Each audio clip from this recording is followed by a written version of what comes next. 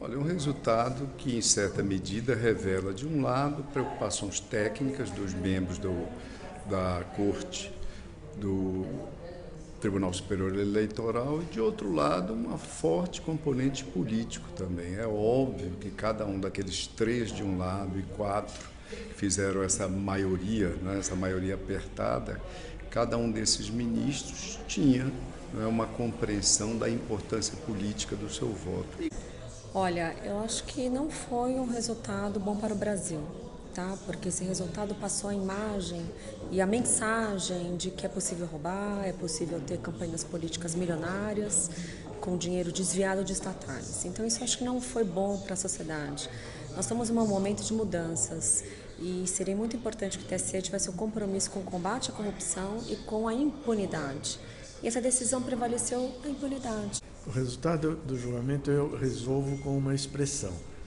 Eu acho que ele transferiu oxigênio para o presidente Temer, mas não o fortaleceu. Basicamente porque o sentimento da população era muito mais republicano do que foi a decisão dos juízes que deliberaram por maioria pela absolvição da chapa, né? Eu acho que o julgamento ele teve as suas nuances técnicas, né? Eram duas defesas, duas teses defendidas. Aqui prosperou, a meu ver, é a correta, porque sempre tivemos na história da justiça eleitoral um respeito ao devido processo legal. E aí, no caso em específico, aquelas provas, as mais graves que tinham em relação a uma possível cassação, elas foram afastadas do processo porque elas foram trazidas muito depois do pedido inicial e da defesa que foi feita. Eu acho que nós temos instituições no país. Muitas vezes, a minha opinião, como leigo em justiça eleitoral, a mim parece que evidentemente havia propina, havia caixa 2, havia uma multidão de provas e evidências, etc., testemunhos, que mostravam que haviam ilegalidades na campanha de 2014. Né?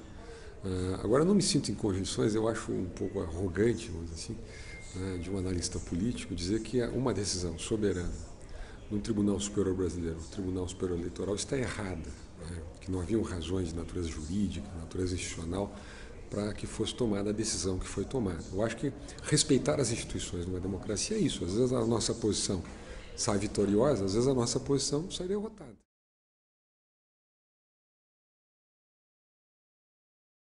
Olha, o julgamento já teve uma consequência e ele deu uma sobrevida importante ao governo Temer. Se ele vai ser, aquele julgamento, se vai ser deflagrador de algum movimento novo que seja reativo à decisão da maioria do tribunal ou não, é isso que somente o tempo poderá nos dizer. O certo é que, a partir daquele julgamento, se espera, se aguarda novos movimentos da Procuradoria-Geral da República. Olha, eu penso que a influência será muito negativa, tá? Qual é o efeito pedagógico disso? Olha, você pode roubar, você pode desviar dinheiro público para se dar bem. Então foi essa mensagem que passou. O TSE deveria ser mais contundente em rechaçar essas práticas, porque a corrupção começa nas campanhas eleitorais, no momento pré-eleitoral. São quando os conchavos são realizados entre o candidato e entre os empresários. Então isso tem que acabar. Tem que acabar com essas campanhas milionárias, que são abastecidas com dinheiro público, com dinheiro desviado da Petrobras ou obtida pelo BNDES. Que ali não surgiu nenhuma solução. A solução não precisaria necessariamente ser a cassação. Poderia ter havido alguma outra decisão ali, ainda que com dificuldades, porque a causa que foi posta pelo PSDB ali era sobre a culpa ou não da chapa toda, né? Mas o tribunal poderia ter dado uma demonstração de sensibilidade com o momento que a sociedade vive, né?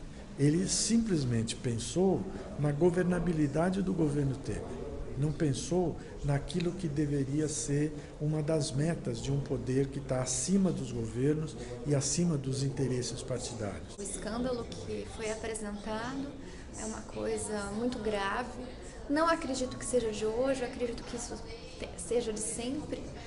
E esse é o lado positivo de estar às claras, né? O fato disso vir à tona, eu acho que é um novo começo para o Brasil. Talvez essas informações, isso que está rodando, que a meu ver sempre existiu, nos leve para um caminho agora de transparência e moralidade.